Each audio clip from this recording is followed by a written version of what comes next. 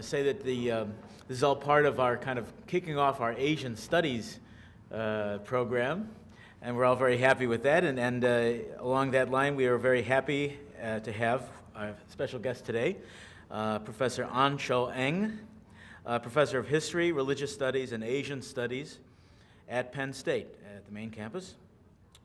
Professor Eng went to school in Hong Kong and then received his PhD at the University of Hawaii. He will be speaking tonight on the Confucian comeback, tradition, modernity, and ideology in contemporary China. Thank you. Thank you. So, happy Chinese New Year again. Happy Year of the Tiger, actually. So may your roar be strong and clear in the coming year. I heard that you have successfully ushered in an Asian Studies program. So as an Asian scholar, I'm always heartened that an institution actually is putting resources into developing Asian studies. So hopefully, you bring more Asian studies scholars on campus and talk about various aspects of Asia. Of course, today I'll be talking about China. Now, I do different things in my research. I'm by training a historian, but because I work on Confucianism, I also deal with religion. I very much also deal with philosophy, and in fact I edit actually a philosophy journal. So I'm going to do two things today. I'm going to talk about a recent historical phenomenon, namely the revival of Confucianism in the last 20, 30 years or so in mainland China. Truly remarkable phenomenon. In the second part of the talk, I'll be behaving like a philosopher. And I'd like to think together with you about the ethical possibilities, the ethical potentials of Confucianism in the 21st century world. I'd like to think about whether Confucianism is a potential contributor to, let's say, a global ethic of some sort. All right? Now first, what is Confucianism? Well, Confucianism, briefly stated, is a social ethic. It is a political ideology. It is also a philosophical and religious worldview. As a social ethic, it really presumes that society is a sort of organic whole, constituted by individuals that are, you might say, born into obligations. Essentially, society is conceived as a kind of field of relationships. So whereas in the modern West, every individual, everyone is born free. Free individual, right? Everyone is born free. In the Confucian case, in social ethical terms, you might say that everyone is born into a field of relationships, therefore everyone is born with obligations, right? As a political ideology, Confucianism essentially presumes that the state is a family writ large. So essentially, you're really talking about the presumed benevolence of the ruler working on behalf of the people, so appeasement of the people, taking care of the welfare and benefits and happiness of the people would be the supreme goal of this paternalistic ruler. Now, as a religious philosophical worldview, Confucianism is a systematic explanation of the workings of the cosmos and humanity. So you might say that Confucianism essentially advances a holistic view of the universe, wherein ultimately heaven, earth, and humanity are one. So this is also quite different from the modern Western mind. In the modern Western conception of the world, there is a clear distinction between nature and humanity. Humanity uses its rationality to dissect, analyze nature. Humanity controls nature, harnesses nature, so as to bring about a good life for humanity. But on the other hand, Confucianism presumes the ultimate oneness of heaven, earth, and humanity. So, very briefly, this is what Confucianism is all about. And of course, you spend years and years and study the details of these broad generalizations. Now, before I talk about the revival of Confucianism the last 20, 30 years or so in China, I'd like to take a moment to reflect on what Confucianism has played, what sort of roles Confucianism has played in, let's say, the modern period. How has it been used? Well, Confucianism has always been an academic subject, I suppose, and in some ways a museum piece. So you study it, if you are a historian, a philosopher, it's certainly a subject of antiquarian and academic interest. So you might say that, beginning with the Jesuits, actually, Confucianism has always been, a darling subject, for academic studies. Yeah? So you might say that in the 20th century, at least, Confucianism has been sort of museumized, studied, appreciated,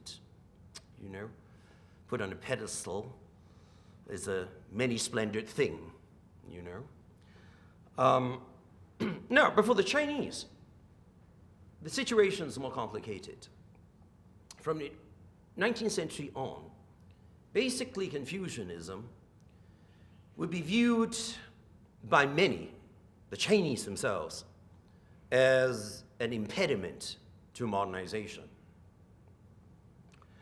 So in other words, Confucianism furnished a sort of cultural explanation as to why China was not competitive. Why China actually fell victim to Western imperialism, a kind of sub-colonialism, that sort of thing. So Confucianism, especially in the early part of the 20th century, was subjected to severe criticism from the May 4th movement onward. 1919 was supposedly the beginning of the so-called May 4th movement, new culture movement, where we saw a good deal of iconoclastic criticism of Chinese culture. And what is Chinese culture? Well, according to these radical critics, Chinese culture is Confucianism, and is backward, feudal, an obstacle to modernization.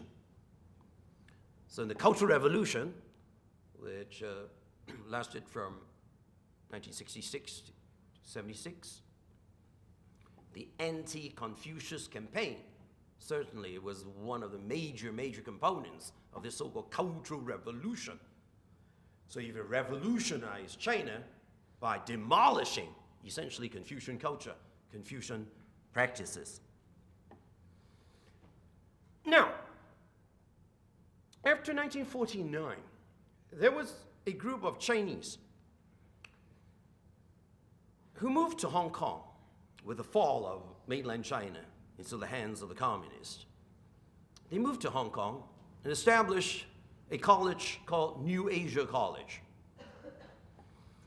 Now, this New Asia College was supposed to be the site where old Chinese culture would be preserved.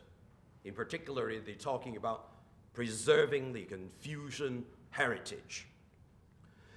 So in other words, Confucianism actually to some Chinese, especially after 1949, represented the encapsulation of Chinese culture. We must preserve it. We must bide our time and wait for the end of communism so that Confucianism could come back, you know. This group of Chinese scholars eventually came to be known as the New Confucians. The major goal actually would be to preserve Confucianism. And in so doing, they are preserving the cultural memory of China as far as they're concerned. You know? So they set up shop in Hong Kong, British colony, right on the fringe of China proper. The goal is always not to forget the real Chinese culture. Right? Now, beginning in the late 1970s, after the end of the Cultural Revolution in 1976, with the death of Mao Zedong, a lot of scholars began to look at Confucianism differently. They looked at the remarkable economic success of Japan, followed by Hong Kong, and then Taiwan, Singapore, and then South Korea. These Asian tigers, you know, these dynamic economic powers. What enabled them to do so? Well, so from the late 70s on through the 1980s, there was this theory that, all these countries were able to embark on these remarkable economic growths and developments largely because all of them shared a Confucian cultural heritage. So in other words, in the 1980s, there was a kind of Chinese version of Max Weber's thesis. Of course, some of you know Max Weber in the early 20th century propounded the thesis that there is this causal relationship between Protestant ethics and capitalism.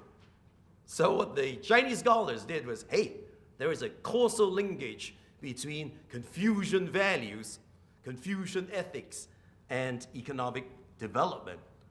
Well, how so? Well, because Confucianism values hard work, frugality, it emphasizes education, it calls for the sacrifice of individual good for collective good and all that sort of thing. So obviously there is a supreme irony here, you know. In the early part of the 20th century, through the Cultural Revolution, Confucianism would be regarded as the obstacle or impediment against economic development growth. But now, in the 1980s, Confucianism was a great thing. It was actually the cultural engine of economic development. Right? So there's another role that Confucianism has been playing. Once upon a time, it was the obstacle against changes. Now, actually, is an engine of good change. Now, also, Confucianism, in recent years, has played another role, and that is, it plays the role of a post-colonial discourse, essentially. In other words, Confucianism poses, according to some theorists, as a countervailing force against globalization. In this post-colonial world, Confucianism represents a sort of native value system. Now, we're no longer beholden to colonial values. Of course, in the days of colonialism, imperialism, Western values were appropriated, sometimes voluntarily, most of the time not. So this post-colonial discourse essentially asserts the independence of Asian values. And then Confucianism would be a perfect example of a sort of core Asian value, you know. So this post-colonial discourse essentially expresses a certain dissatisfaction with globalization. Globalization, of course, very often can be construed simply as Americanization. It could be construed simply as a form of Eurocentrism. See? So these are some of the things that Confucianism have been doing in the modern period, shall we say. So it has been playing different roles, served different function. Now, what happened in China? Unquestionably, from the 1980s onward, Confucianism enjoyed a great revival. It's part and parcel of this general phenomenon that the Chinese themselves describe as a culture fever. You know, by culture they mean, you know, the humanities, music, arts, and that sort of thing, you know, religion, you know. So, from the 1980s onwards, the Chinese themselves had this great hankering after old Chinese culture, old Chinese cultural artifacts, and that sort of thing, okay? For instance, in the decades of the 1980s alone, more than 1,000 articles were published on Confucianism.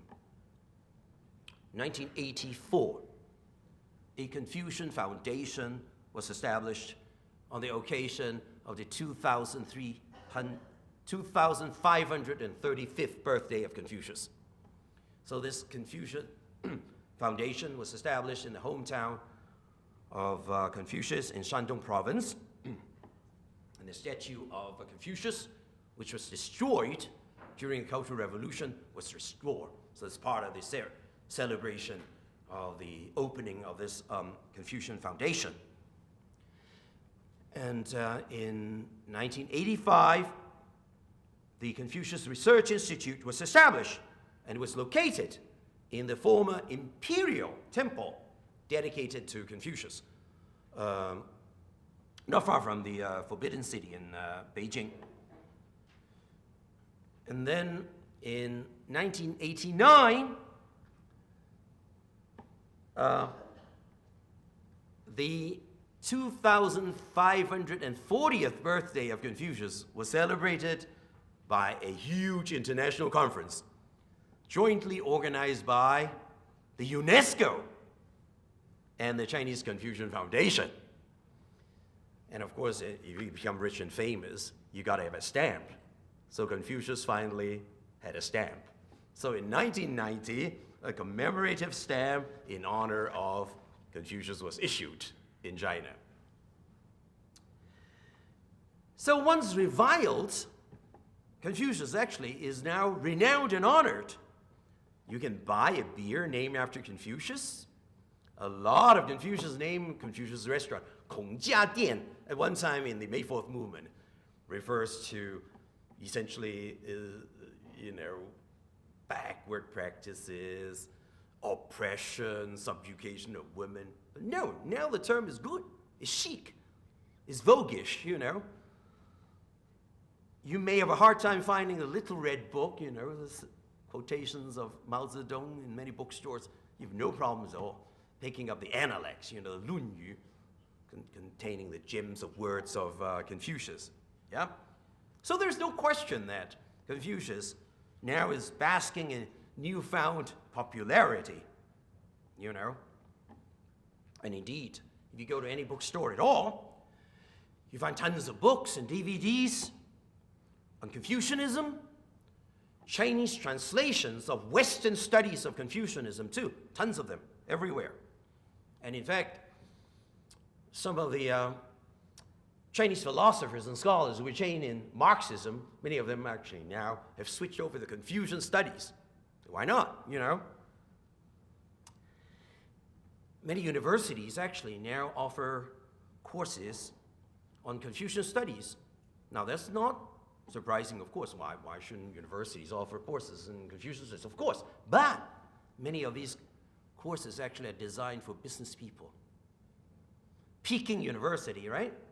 Or Beijing University actually offers a 12-month program in Confucian studies for business people at a cost of some $5,000 US, which is a huge amount.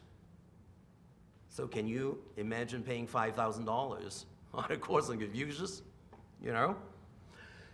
Now, about 18 universities or so all over the country offer courses on Confucianism. Many of them actually have set up institutes dedicated to Confucian studies. In fact, there are tons and tons of conferences and meetings all over China every year. So I'm always invited to go to many of these conferences. At the beginning, it was nice and fun, hey, a rarity. It's good. But now, every year, at least 5 or 6 invitations to some of these conferences. So there's no question that there is a huge revival. Now, there are 2 events in recent years, few years, that truly crystallized this phenomenon of the Confucian comeback. The first event occurred in October 2006. And what is this event? A television event. This television program is called Lecture Room. So it's basically a television educational program. In October 2006, there is this photogenic, charismatic Chinese communications scholar by the name of Yu Dan. She was 41 years old then, really not a scholar specializing in Confucianism at all. But for a week, she basically talked about Confucius and his ideas. And then it garnered huge ratings. We're talking about millions and millions of viewers. Basically, she put the analects of Confucius into very simple words.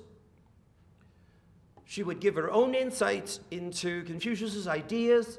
Essentially, she was selling Confucius as a sort of self-help guru. Maybe in some ways, she presents herself as a life coach using Confucius's ideas.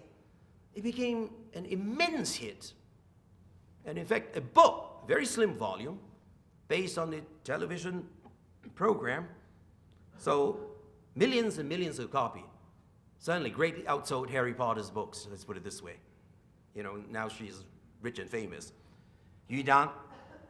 So this is really a pivotal sort of event, highly symbolic event, that a program on the analects on Confucius could be such a great hit, generating a multi-million bestseller.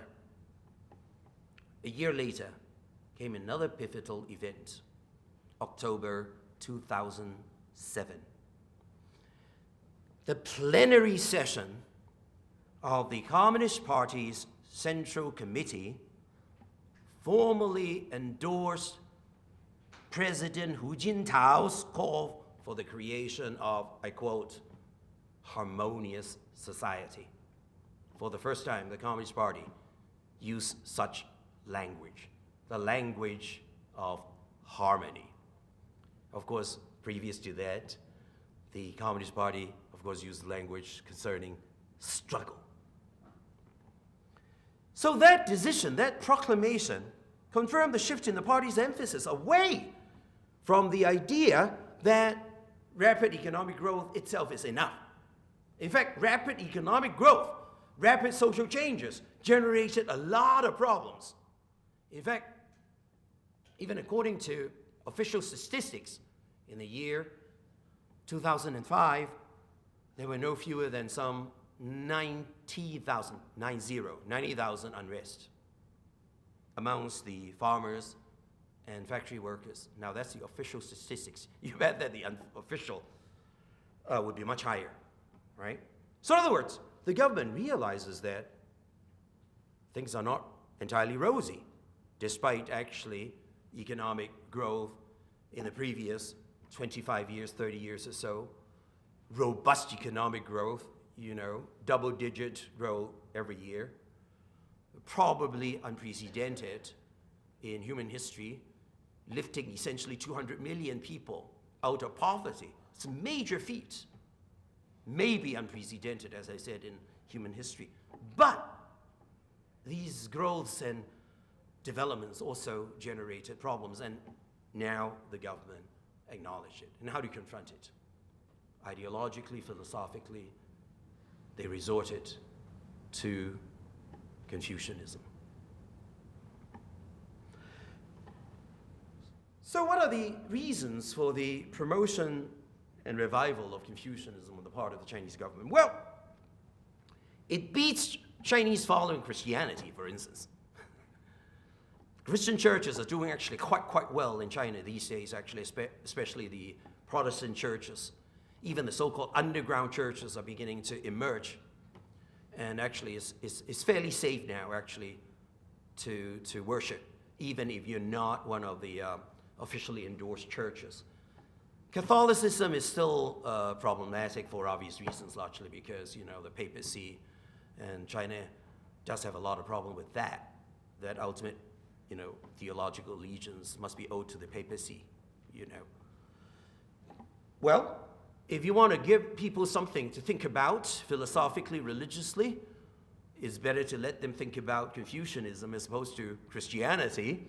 And you must have heard of this sort of popular religious movement. The Falun Gong at one time was quite popular in China too, and it was of course suppressed. So there's no question that China is confronting a sort of ideological, spiritual vacuum. Communism is obviously dead. Maoism is obviously dead. Marxism is no longer in place. At the same time, you cannot claim that you are actually a capitalistic country. So where do you go? So it seems that this native Chinese philosophical system, Confucianism, fit the bill. It does the job, So when you move from a rigid communist ideology to free market economy so quickly, there are problems, And in some ways then, Confucianism would be perceived as a kind of cure for many of these ills. Now, because if you look at China today, what do you see? As far as many people are concerned, what you see actually is huge disparity between the rich and the poor. Great difference between the coastal areas and the dirt poor rural areas. On TV, you see stories about corruption, fake baby formulas, killing babies, shoddy construction, so that Sichuan earthquake collapsed high school buildings, elementary school buildings, fake degrees, PhDs, MDs, everything is for sale, bogus medicine,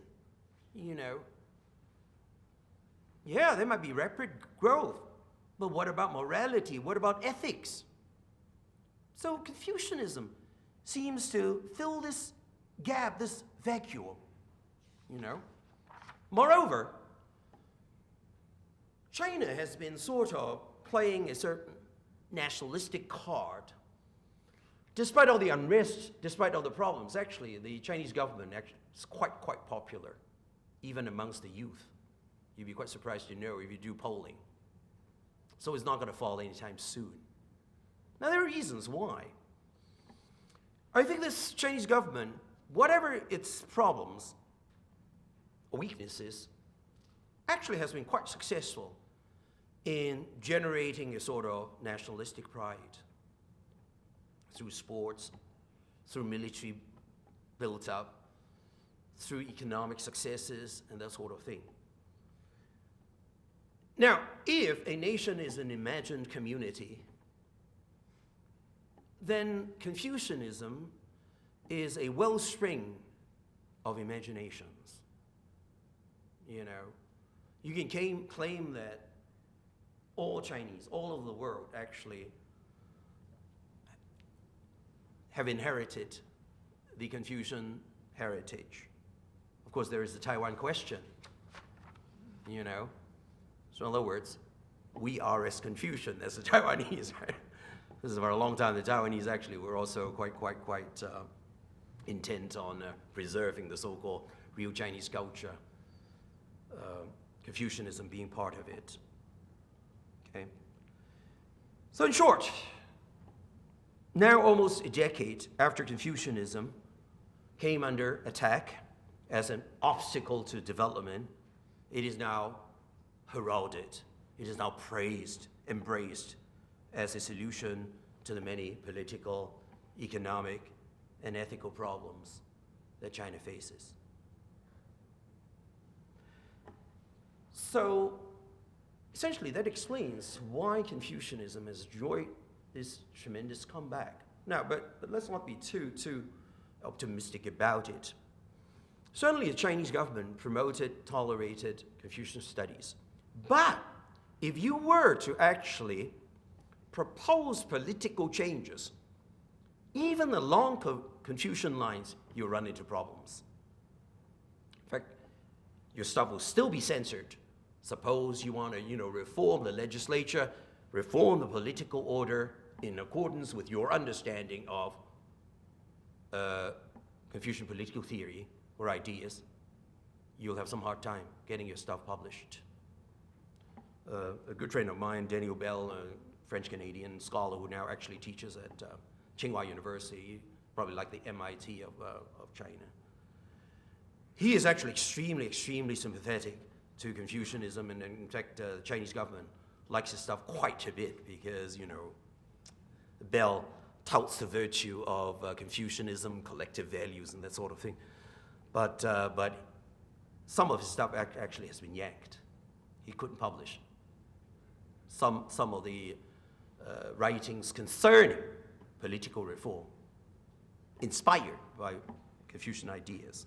Right? So in other words, there's no question that the Chinese government's promotion of Confucianism today is very much driven by political motives, by self-interest, and no question about it.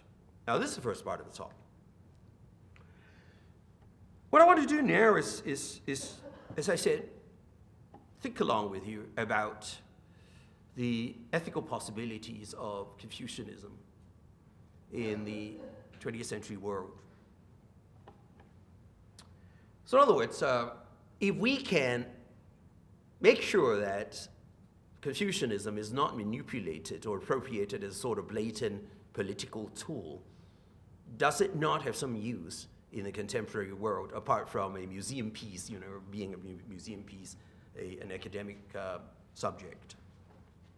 And I think yes.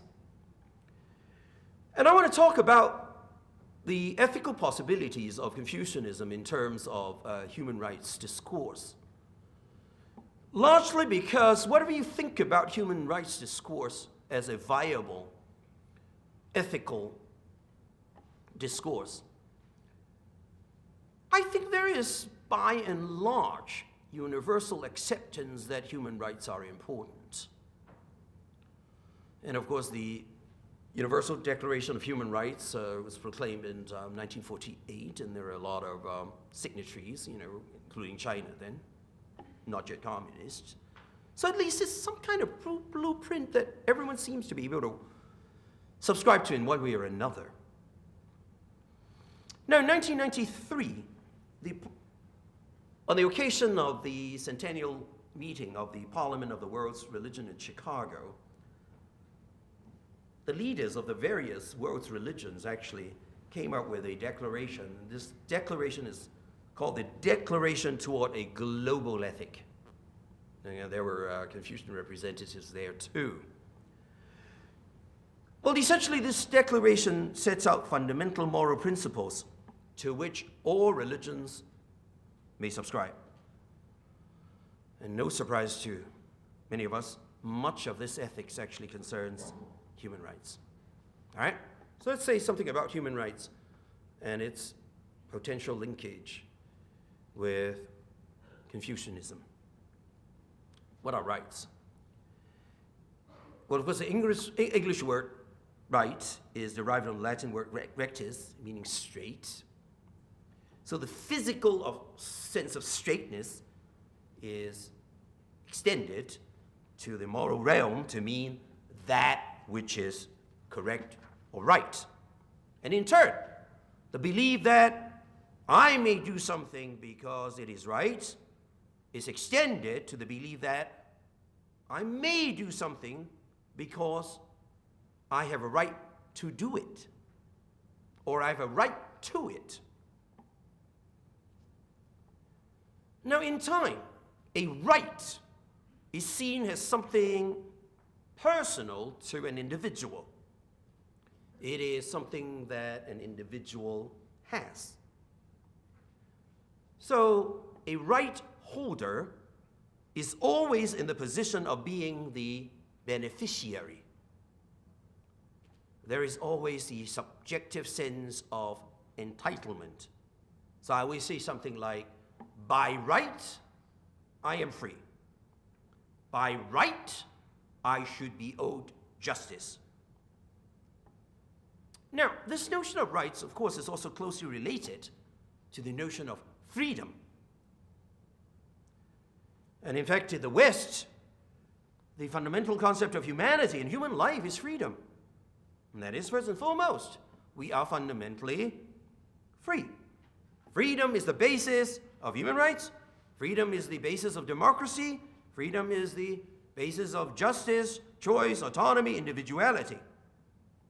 In fact, U.S. foreign policy is justified as furthering freedom and its relative democracy. Right? Now, let's interrogate this notion of right and freedom.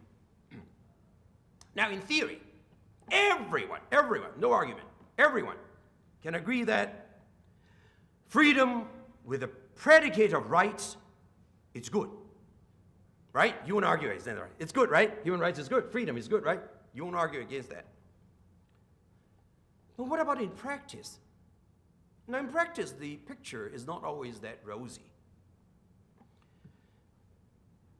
What good is the right to free speech if, to begin with, I'm not educated, so I can hardly articulate what I want to say? Yeah, I'm free to speak. Who is going to listen to me? In the first place, you won't be able to speak. What good is the right to free assembly if I'm too poor, too hungry, too sick because of lack of health care to travel? Yes, I may be free to say and do whatever within the limits of the law, but who will listen? And what possible impact and audience will I have? What is the value of the freedom to dispose of my property however I want, if, to begin with, I don't own anything? That is to say, freedom is only practically meaningful if there is a certain degree of wealth, education, property, and prosperity. Now, but what is the reality in the world, including the so-called free world? Well, the reality is this. I just heard it in PBS, NPR. The richest 20% of the world's population consume 86% of all the goods and services, while the poorest 20% consume about 1.5% of the world's goods and services. So, what is the value of the concept of freedom or rights for these poor folk? So my point is this. If we built a society solely or largely on the view of individuals as autonomous beings, then we tend to yield a society that is uncaring, or at least passive in trying to promote the well-being of others. If everyone is a free individual, I have no moral responsibility to see that your welfare is protected, improved, or guaranteed. I see no huge need to deal with the problem of unequal distribution of resources. Moreover, absolute notion of individual freedom and rights, with its sense of subjective entitlement, tends to breed a litigious society, because my individual rights must by all means be protected. Injury to my freedom must be avenged through lawsuits. So in other words, an individual, in terms of Western human rights discourse, is a beneficiary, in that one is entitled to one's rights. So what I'm saying is that if we simply see ourselves as fundamentally autonomous individuals, we tend not to see and understand others as co-members of a large human community. One tends to see oneself as a holder of rights. Now, what is the implication of this sort of stance, or this sort of conception of individuality? Well, I think it's a certain impact on ethical behavior or assumptions. The assumption is, I can do whatever I want as long as laws are not violated. Now, this sort of stance essentially is a kind of minimalist ethic. So in other words, human rights discourse risk degenerating into a kind of minimalist ethics. Now, in the words of the eminent moral philosopher Charles Taylor, that's what he said. I quote, "Instead of saying that it is wrong to kill me, we begin to say that I have a right to live." See the difference? Instead of saying that it is wrong to kill me, we begin to say that I have a right to live. So what Charles Taylor is complaining is that this sort of human rights discourse essentially does not pay enough attention to the moral, ethical elements of human living. Okay? I suppose in some ways I've described the sort of society in which we live. So, how does Confucianism come into the picture then? In what way can Confucianism perhaps complement and enrich this particular picture? Now, I said before, in terms of Confucianism, a human person, a human being, is one who is born into a web of relationships. The good life must be a social one. To be fully human is to be a part of society, to be always a co-member of a larger community. So the Confucian self is not a free, autonomous individual because I'm a father, I'm a son, I'm a subject, I'm a citizen, I'm a husband, I'm a wife, I'm a sister, I'm a brother, I'm a co-worker, I'm an employee, I'm an employer. In other words, no one is free from others. You are born into a certain social role, and you have to live these roles. Living those roles means fulfilling your natural social obligations and responsibilities as both beneficiaries and benefactors.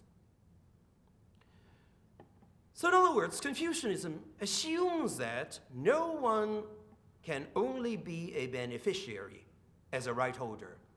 Everyone must also be the benefactor, because I am not free from others.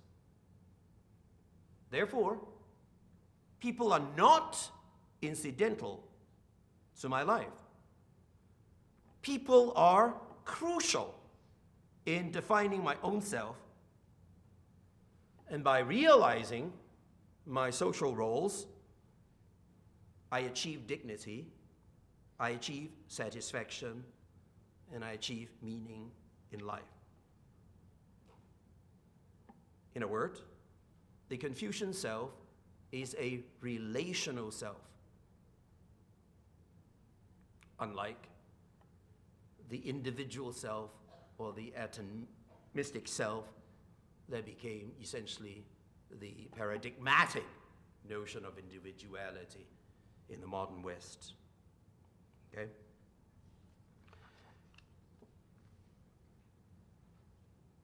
So basically what I'm saying is, if you look at Confucianism as a philosophy, it seems to have something to contribute to the human rights discourse, which I still think should probably be the foundation of any global ethic that we hope to develop. Now, in so criticizing the human rights discourse, which really is a product of Western Enlightenment, I'm not saying that in the West people are uncaring. I'm not saying that human rights discourse will necessarily breed people who don't care about others. No, there are plenty of people who are charitable, who are compassionate, who see themselves essentially as benefactors, not just as beneficiaries. But the problem is this, though. All social, political, economic policies must begin with certain philosophical stances. And as long as your ideological or philosophical predicate is that everyone is a radically free individual, you will tend to produce social, political, economic policies that will reflect that stance. And that might leave something to be desired in terms of the fact that many of these policies do not adequately take into account that caring for others, that a sense of sociality, that's a sense of civility, is very much important ingredients of a full, flourishing human life. So I thank you for your attention. This is the end of my talk, so about less than an hour that was supposed to do. So thank you for your attention.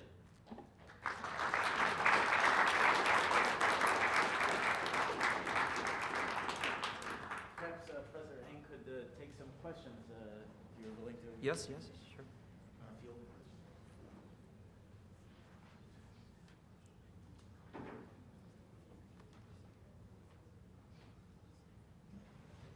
Have I convinced you that much? Hey, come and argue with me a little bit. You say, hey, you're full of it. I don't agree with you. Yeah. Professor, thank you very much for your very interesting run through the past century, rapidly and carefully. Some American commentators have been commenting that as Confucianism arises, they're looking for China to close itself to the outside, as it has done in other periods when Confucianism was primary. Do you have a comment on that? So China is trying to use Confucianism as a way to bolster its sense of wholeness so that it doesn't really have to deal with the outside world? Oh yeah, there's no question about it, yeah. Because in some ways, now look, the general criticism leveled against today's China is that China lacks human rights, right? So what is China's response? China's response is, hey, we have a different culture, we have a different history. We view individuality different. What you call human rights actually is not particularly applicable or meaningful to the Chinese, because we value collectivity much, much more. We'd like to follow the states, in other words, So there's no question that this kind of post-colonial discourse is a way of warding off criticisms. It's a way of going back into a kind of nationalistic cocoon. Just like, historians of know Anderson's notion that nations are imagined communities, right? So how do you imagine yourself being actually related beings in this nation state? So what the Chinese is trying to say, look, we are related by dint of the fact that we subscribe to Confucian values, and these values are different from Western values. Hence, we are an independent nation. We are no longer beholden to Western values as we once were during the days of imperialism or subcolonialism. Yeah? So there's no question about it. It's a way for China, actually, to develop its sense of identity. Now, I mean, obviously, as a scholar myself, I'm highly critical about that. So essentially, I make no bones about the fact that the Chinese are clearly just simply politically, ideologically manipulating Confucianism. There's no question about it, you know. But at the same time, I'm heartened by the fact that the Chinese government is promoting Confucianism, because I'm hoping that in the process, in the long run, there will be changes. Once you actually allow this sort of discourse to prosper, perhaps that will actually enable the Chinese leaders to reflect on how un-Confucian they are. So in fact, they don't even understand what real Confucianism is. As I mentioned, if you try to develop the implications of Confucian political thinking, the Chinese government will stop you. They don't want you to do it, you know. So they simply rhetorically claim that, look, I mean, you know, the collectivity is important, that we're in this together, that we are a harmonious whole, you know. So therefore, human rights essentially is just an assertion of rampant individualism. Singapore actually has been doing that quite a bit too. Lee Kuan Yew, for instance, you know, obviously, I wouldn't say a dictator, but at least certainly there was not true democracy in Singapore, even though there is a rule of law, and for many, many years. In fact, he was one of the Asian leaders who actively promoted Confucianism too. For those of us who study Confucianism and would know, is Taiwan scholars who for many years taught at Harvard, Du Weiming. In fact, he was hired by Lee Kuan Yew in the early 80s to go to Taiwan to develop a Confucian curriculum. And so Du Weiming actually faced a lot of fire as a result of that, you know, because you become an ideologue. You work for a government and try to develop certain values which are supposed to be propagated, so as to shore up the existing regime, so as not have to deal with, you know, Western democratic notions of human rights. Now, as I pointed out, our human rights discourse is not without problems. In fact, it has a lot of problems. So that's why we need to actually interrogate it too, even though we may accept that this should be the foundation for a lot of dialogues, you know. But I think human rights discourse alone, it's just not adequate. Well, that's why we still have philosophy departments. I mean, if you look at the ethical traditions, even in the West, you can point to a few right off the bat. The ancient Greek virtue ethic tradition, and then you have Cartesian, Kantian, deontology, the science of ethics, and then came the utilitarian ethics, and then you have American pragmatic, neo-pragmatic ethics, and then finally we have this, I barely can utter that because I loathe it, deconstructionist ethics. There's no such thing as deconstructionist ethics, right?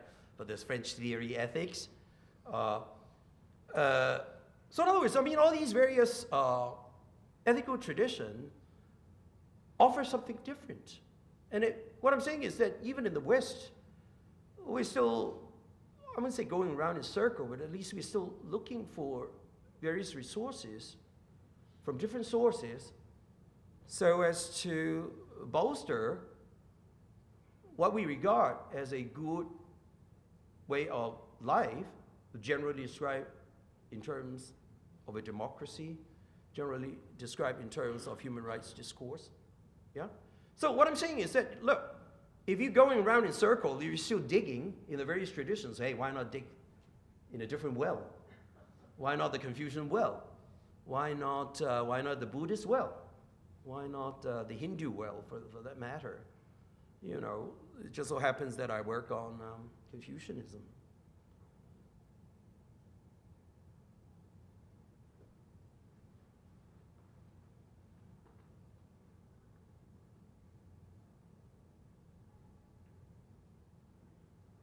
Well, I thank you again. Okay,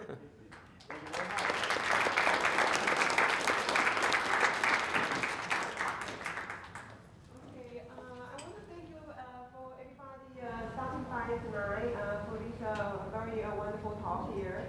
And as you know that HSRT is a new form at the university, and so I'm trying to advertise it. And so if you did not have a brochure describing the program, there are a bunch of copies on the back and the table. So please pick one up. And also tomorrow night there is a movie showing, and Saturday there is a Chinese New Year party. For the Chinese New Year party, you have to RSVP to Trustler at Squarehead.com. And then Sunday we have another movie public screening. So you can find the place and the time for various events continue to Sunday on Royal News. Just look for the celebration of Chinese New Year series. Okay, thank you very much. Have a good evening.